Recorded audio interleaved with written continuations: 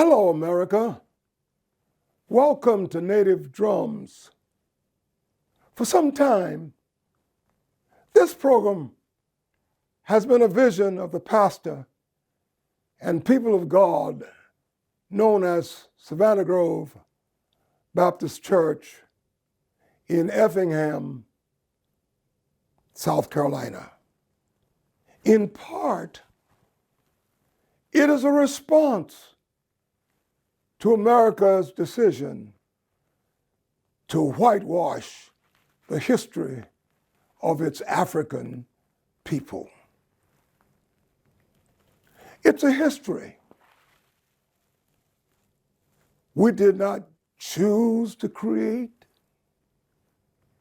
It's a history forced upon us, one born out of deceit, deception, death, mutilation, manipulation, savagery, slavery, starvation, rape, disenfranchisement. Nevertheless, it's a brilliant history. A history that has survived the atrocities of the transatlantic, the slave market, the plantation, sharecropping, Jim Crowism, separate and unequal schools, segregation, meanness, hatred, discrimination, yes, and even plagiarism. It's a history of a people who started with nothing, but whose gross national product surpasses that of many nations and countries worldwide. A history, a brilliant history, a proud history of a people who could not read or write, yet they produced great scholars and stellar individuals like George Washington Carver and Booker T. Washington and Benjamin E. Mays and Mary McLeod Bethune. And yes, built wonderful institutions of higher learning like Bethune-Cookman and Tuskegee Institute and Morehouse College and Allen University and Bennett College and Morris College and scores of others that still serve our children. It's a history of a people who gave to the world great minds like unto W.E.B. Du Bois and Thurgood Marshall. A people who through the blood of the slaughtered gave us Harriet Tubman and Sojourner Truth, Rosa Parks, Medgar Evers, Malcolm X, Martin Luther King Jr., Condoleezza Rice, Barbara Jordan, Adam Clayton Powell Jr., Kamala Harris, Robert E. McNair, Charles R. Drew, and the list just goes on and on. I do think that Mr. Trump and his cronies are embarrassed that the people who had to struggle survived through the struggle. But not only did they survive, they mastered the struggle and became major figures in the broader history of this country. That's one reason. But there is another reason for this program.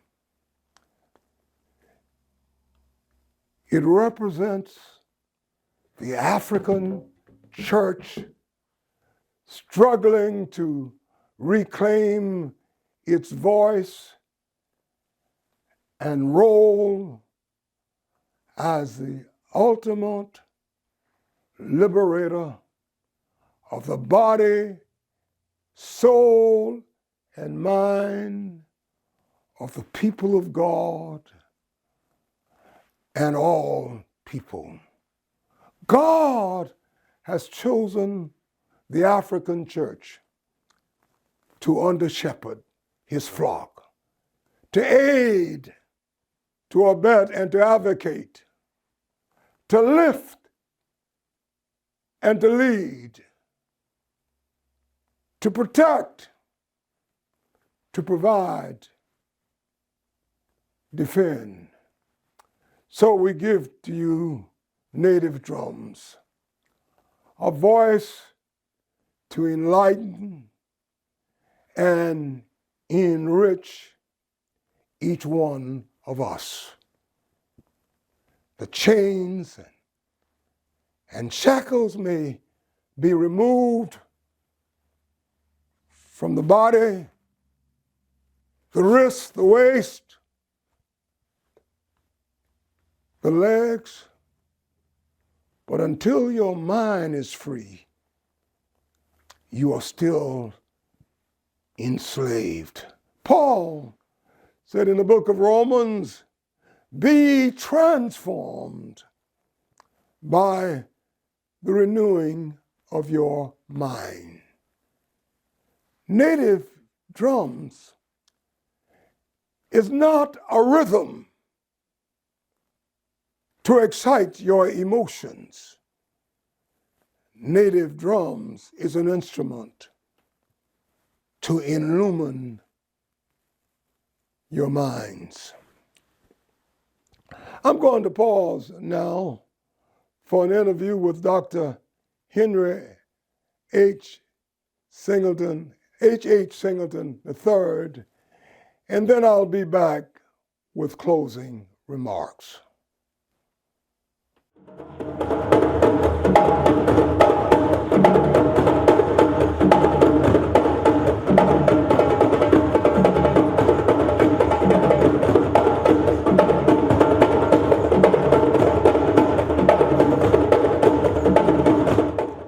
Dr. Singleton, it is really a great delight to have you. We are excited about native drums. We're equally excited that you are our very first guest and our first lecturer. Welcome to Native Drums, and we anticipate a long and wonderful relationship as we work together to enlighten, inform, and inspire the community.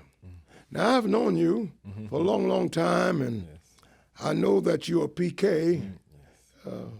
Your dad was a great preacher, a dear friend of mine. I know that you worked at the Benedict College for a number of years and now at the university, a scholar in your own right.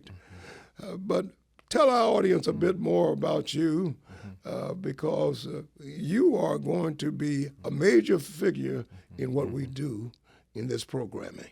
Well, first of all, Pastor Kenny, let me thank you. I'm honored and privileged that you would think enough of my scholarship and, of course, of my integrity to select me to lead this podcast, which I hope will have a major impact in the life of the Black church going forward. For we know that, of course, history is the door to our future. And so if we don't know our history, our future will not be planned well, and we'll be repeating ourselves continuously like people who don't know their history. Right. And so in that sense, I am someone who is committed to making sure our people know as much about their history as possible so that it will heighten their conscience and bring them a more informed perspective relative to their daily lives and relative to their place in history, relative to the life of this nation, wherein Black people have always been the moral conscience of this country. And we've been the moral conscience of this country because we have occupied a subordinate and marginalized status. And so in that sense, our history is America's history, and America's history is ours. And so I did grow up in the state of South Carolina, born and bred in Conway, South Carolina, near the coast. I am a PK, and of course that's a preacher's kid for those who don't know, pastored by Reverend H.H. Singleton, Cherry Hill Baptist Church in Conway, South Carolina, where I grew up. And I grew up in the shadows of the church right behind it, in the parsonage. And of course, I was raised in a home where we were taught by our father that the most contributory life is a life that contributes both to the edification of the body and to the mind. And in doing so, you enhance the spirit. And for him, that was his moniker. That was the philosophy by which he lived, which was evidenced in not only him being a pastor, but he was also a social activist. And he was also someone who was deeply involved in the community and in national affairs, especially as it relates to the advancement of people of color and women. And so out of that milieu, I come as a graduate of the University of South Carolina, where I did a cognitive and African American history under the late, great Dean Willie Harriford, who passed away just a few years ago. And I feel privileged to be teaching in the African American Studies Department at the University of South Carolina. Wow, wow, wow. That's wonderful. A tradition, a heritage, and God, we're just so blessed to have you to agree to be a part of what we are attempting to do. Yes. I shared with congregation just recently that one of our churches has just converted its church school department into a history, Black history and African American history forum. And another church and another dear friend has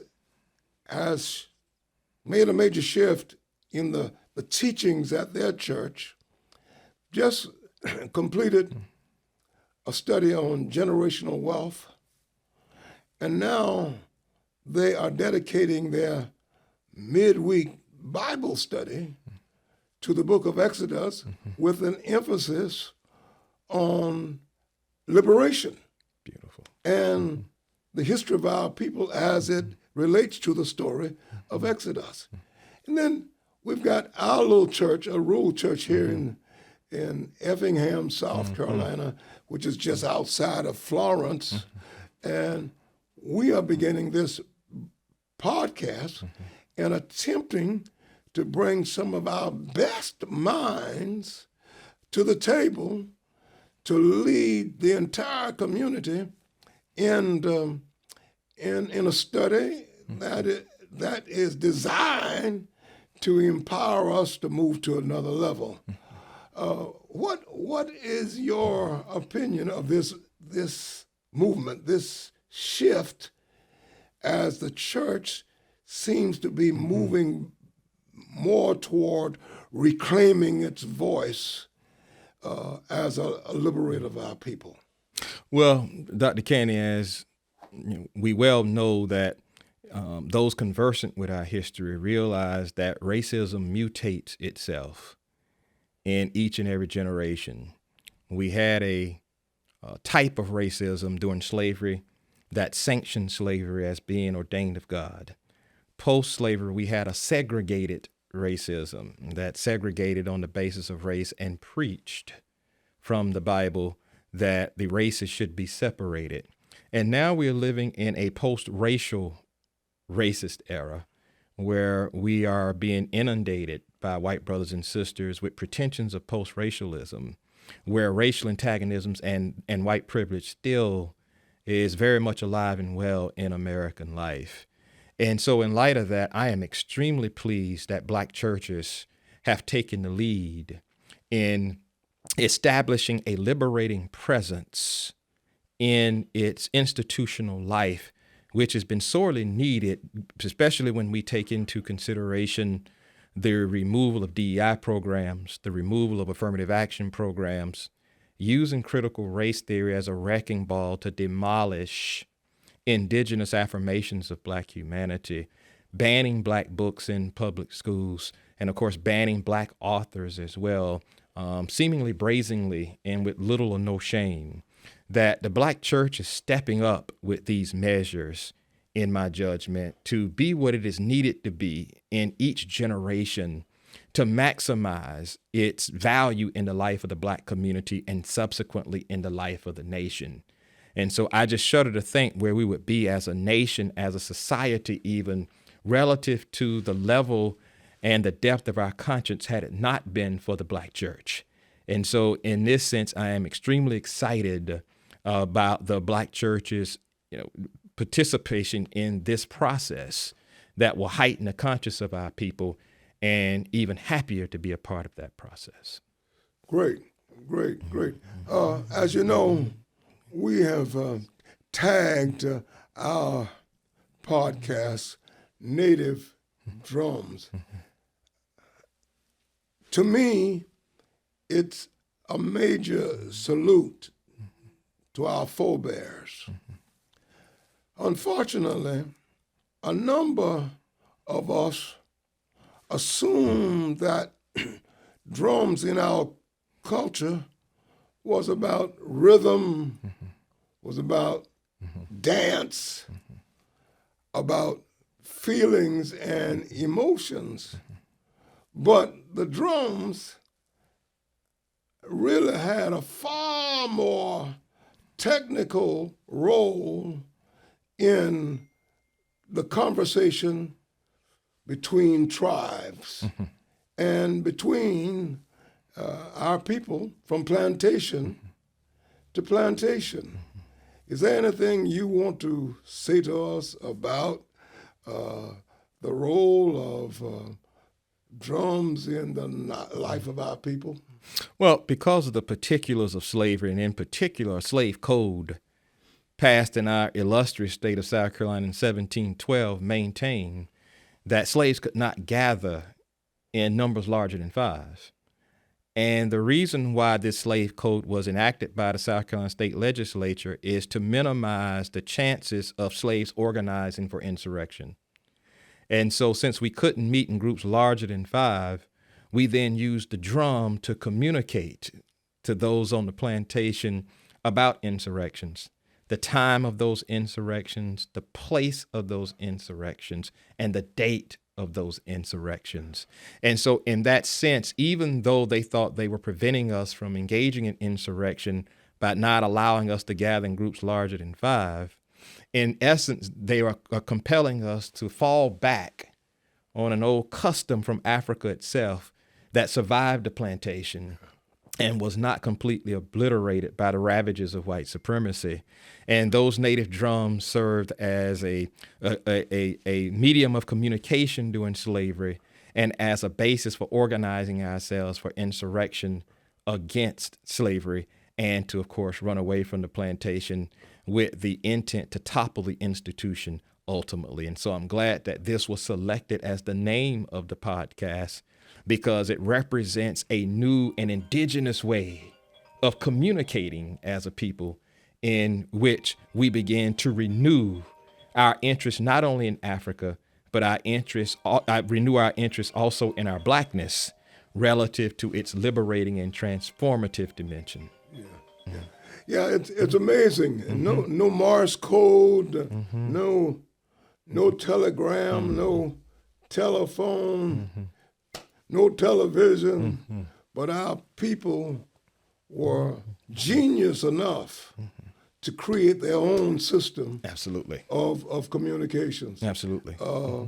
Yeah, and of course, as you have just suggested, a part of the evil mind of oppression was this whole matter of keeping our people divided, separated, polarized.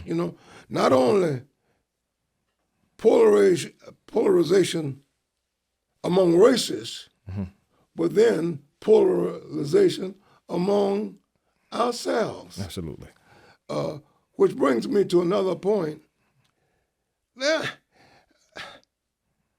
I think it was Ronald Reagan, when he was president, said to African Americans, you don't need a leader,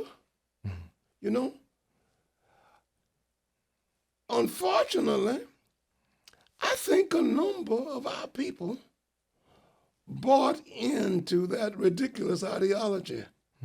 It was a false philosophy, and many have turned away from the church, turned away from organizations committed to liberation, turned away even from social entities, and have become more moved by this spirit of isolation and individualism, which, in my opinion, critically undermines the movement. Yes.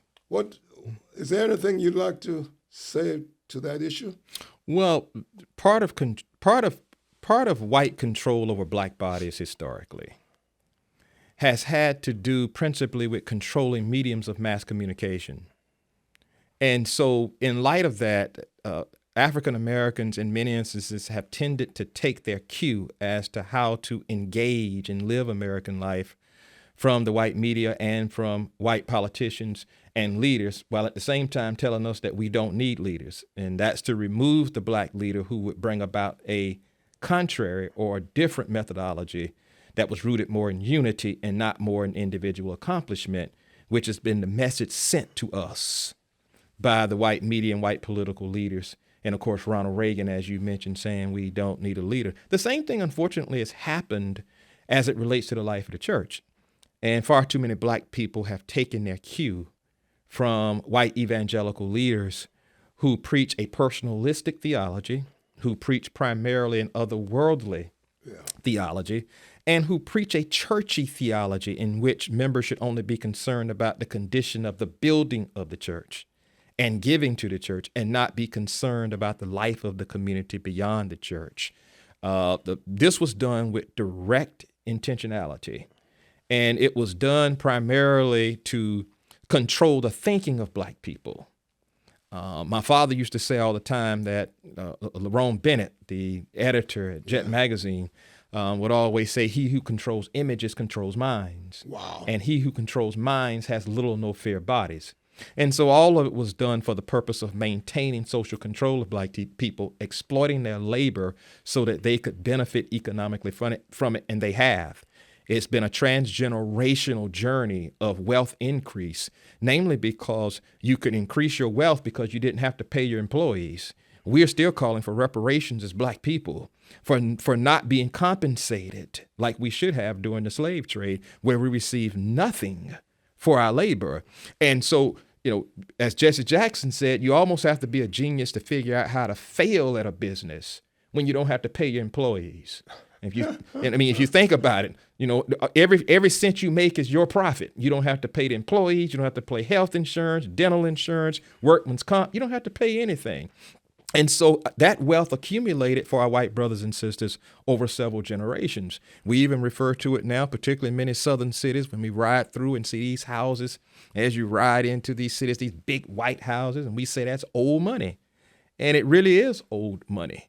And so in that sense, the purpose has been to generate untold numbers of economic wealth and prosperity, which has happened off the backs of black labor, which has been free in nature. And so the mediums of mass communication and, of course, a virulent theology that is now morphed into this prosperity ministries that we see today that really allow white people to prosper individually, not black people to prosper at all, except for a few here and there, have unfortunately been the cues by which black people have imbibed what is considered decent and, of course, far-reaching living.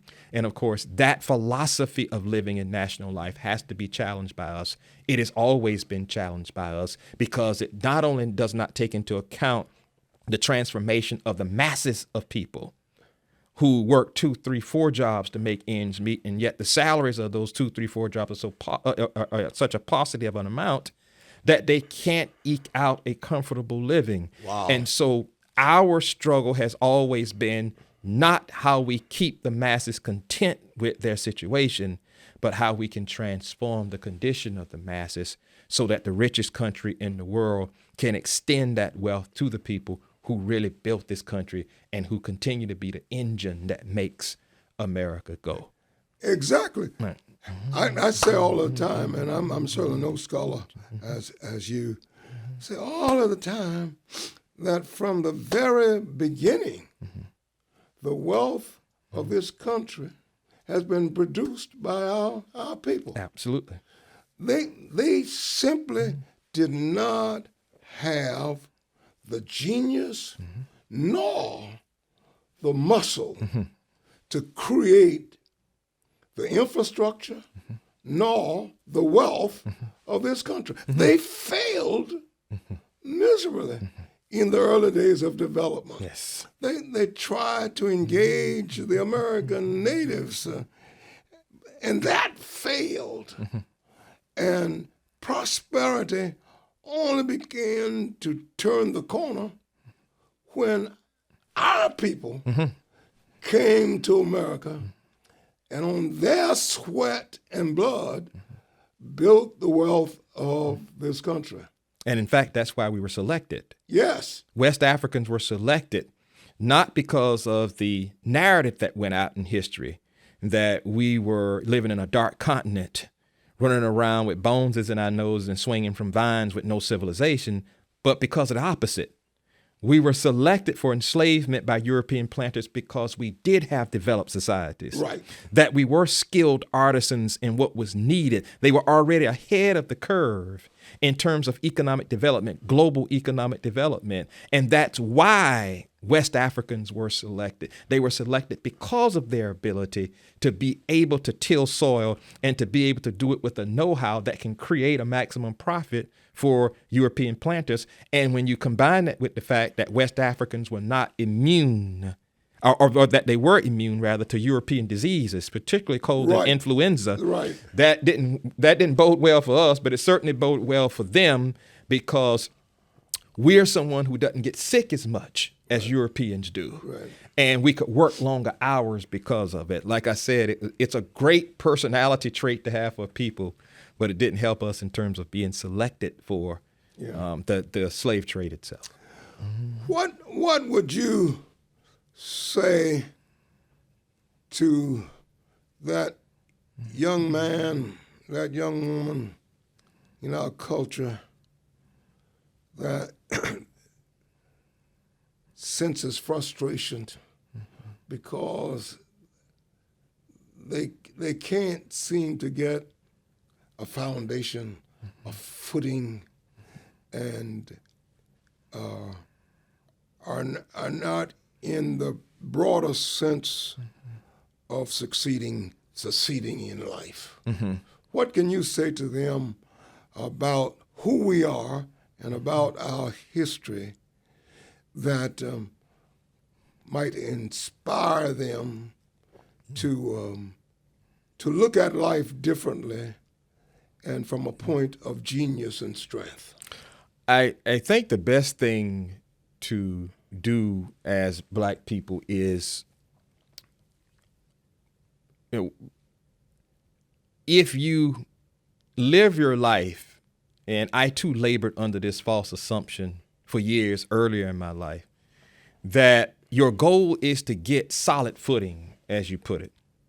The reality is that we've never really had solid footing as a people.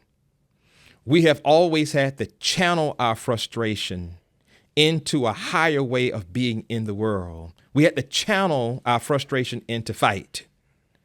Because if we didn't channel our frustration into fight, we would become an extinct people. Wow. So my advice would be, as much as you can, become uncomfortable or remain uncomfortable with the fact that you don't have solid footing. That success ultimately in life must not be measured by monetary gain. It must be measured by a contribution to the onward march of human civilization, which is one of the things my father taught me years ago.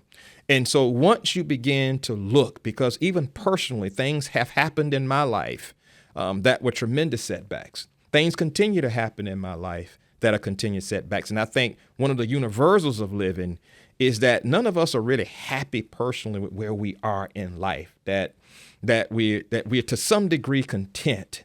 But part of the existential restlessness of living in this world is being able to be a contributory citizen, not only to nation, but to world as well, even as you live in the midst of those personal foibles, and the personal perfection you're seeking continues to remain an elusive quest. Right. That as you are seeking that perfection and contentment in life as you have defined it, that there's also a larger call for you to be a contributory member to human civilization, because at the end of the day, your deeds will be judged not on how much material wealth you hoarded up. It won't be judged on how big your house was.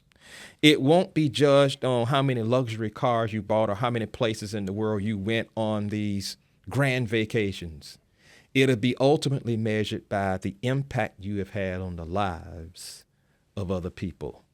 Wow. And so until that comes to the forefront of your being in terms of why you're on this earth, as Mark Twain said, the two most important days in your life are the day you were born and the day you find out why you were born. Mm.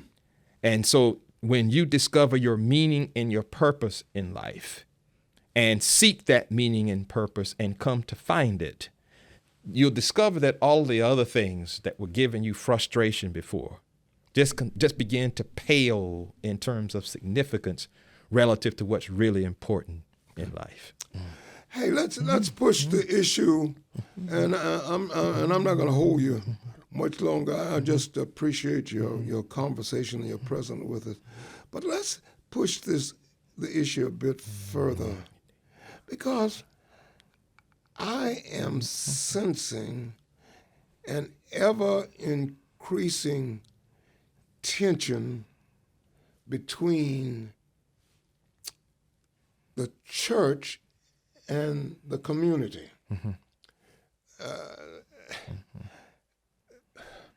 Unfortunately, there are forces that are disengaged in church, where the strength of our community lies. And they've gone outside and tried to mobilize in such a way not to push forward, but to undermine what the church is doing. When if there is going to be two entities, the two should at least be on the same course, headed in the same direction. What do you think? Well, in many ways, this could be an opportunity for the church. Namely because in many ways, religion does not compel us to listen. It compels us to absorb and internalize a theological perspective and impose it on other people. And what we have internalized in the Black church in its history, in fact, it's one of my segments on the podcast, is that, as I said earlier, we have internalized a highly evangelical understanding of how Christian faith should be expressed. And we forget sometimes in light of that in the early church, pastors understood and church leaders understood that a theological intelligentsia had to be created so that the church would never stray from its path of being an instrument and an institution that liberates human beings. And so what happened is that early in the church created scholars of religion, theologians, to critique the church so that the church does not lose sight of its mission to liberate.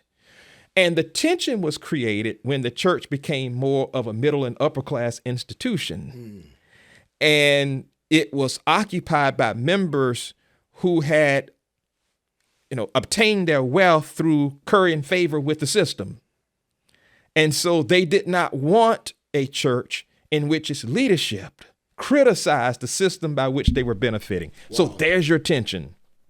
And so we're at a crossroads now, the Black community, though, where I think that there are voices, because some of the voices that you mentioned in the community actually grew up in the church. Yes. They grew up in the church and have strayed from the church, namely because many churches have arrogantly continued to promote a neo-evangelical theology that is primarily concerned with otherworldliness.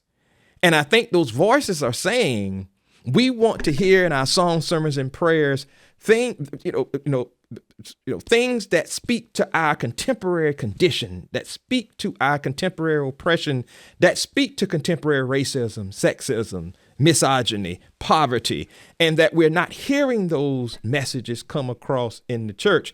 And I think it's an opportunity for the church to listen and an opportunity for the church to reinvent itself in the way of liberation, to be in tune with the Exodus narrative, as Brooklyn is doing, to do a podcast on Black history, to be unashamedly indigenous, and to say we are a Black church, and we are in the business of trying to create a liberated existence for our people, a tradition of which started from slavery itself. Yeah.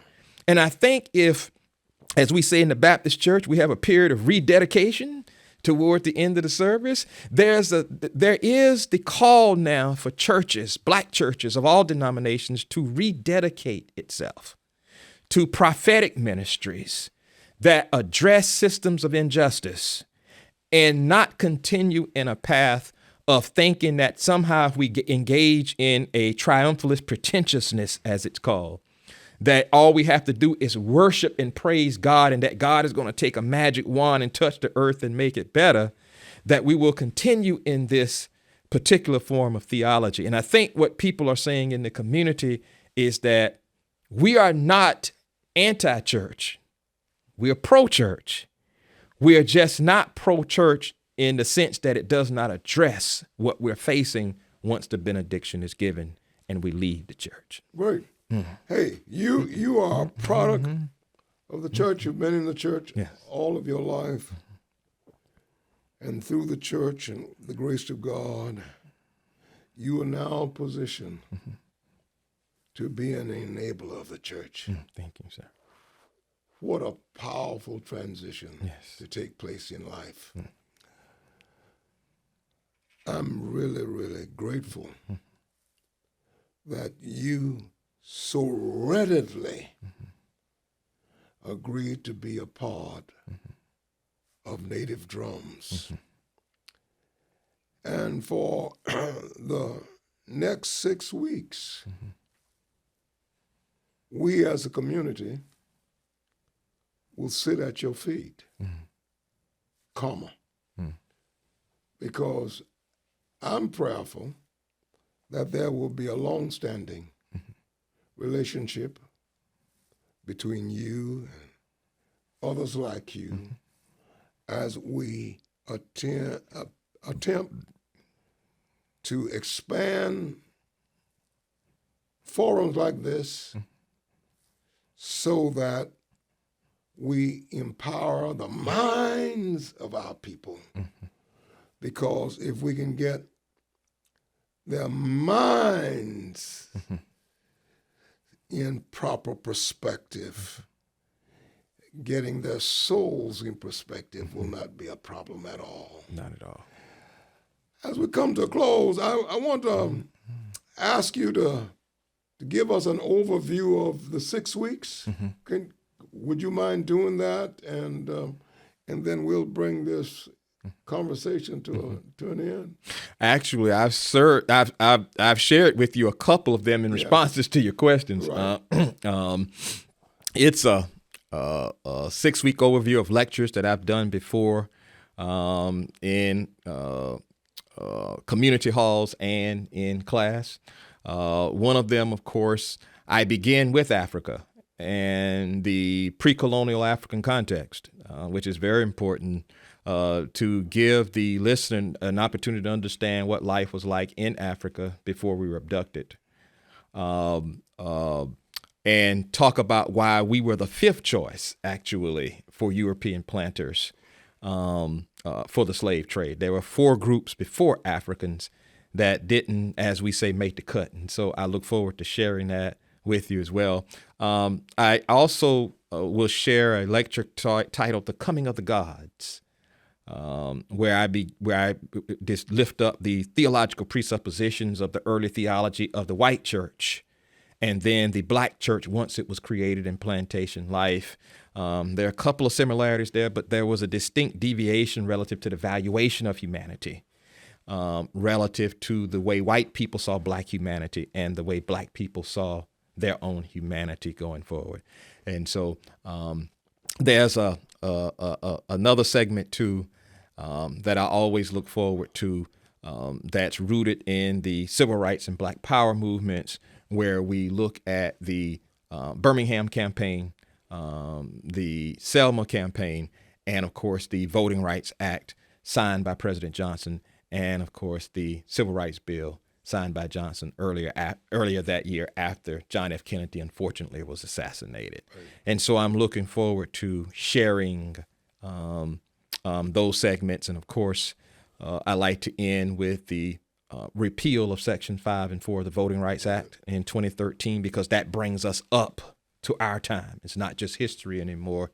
And of course, it has allowed certain areas in the nation to create laws that didn't have to be cleared by the Justice Department, that made voting more difficult for African American people as a means of trying to gain even more political power for their white constituents. And so we'll be looking at that as well. Well, I'm overusing the word excited, but I am excited. And I pray that our congregations and the audience in general will be excited about the opportunity to sit at your feet. Many of us are not able to be in the lecture halls at the academy. Right. But through this podcast, we're going to be able to sit in the comforts of our homes and have an exposure I suspect that most of us have never had before. Right. So I say again and again, thank you for your willingness to co-op with Native Drums. And I say to those of you listening, get prepared. Say, like the bishop in Texas, get ready, get ready, get ready. Because we are really going to a new level of mental, intellectual, and spiritual empowerment. I firmly believe that every one of the sessions will make a difference in your life, will impact your family and your community. So invite them to become engaged. Let this series be a family affair. Yes. Organize cell groups. Meet around the table and share in discussions at the close of these sessions. And let's design together a strategy that will elevate and empower us all. Doctor, thank you so very much for being our guest, and we look forward to having you the next 6, 12, 18, 30 months. Thank you very much, sir. I'm looking forward to it. Great. And thank you for doing this podcast. Sure. Yes. Welcome back. Join us again next Sunday and each Sunday following at 6 o'clock. Be a part of this dynamic lecture series by Dr. Singleton, to be followed by Dr. Bobby Donaldson, Jr., other noted scholars, politicians, and leaders. Tell others. Help us build the audience, build the minds of our people so that we can properly respond to these times. I'm proud to be the pastor of Savannah Grove Baptist Church and your host for Native Drums. God bless you, and we'll see you next week.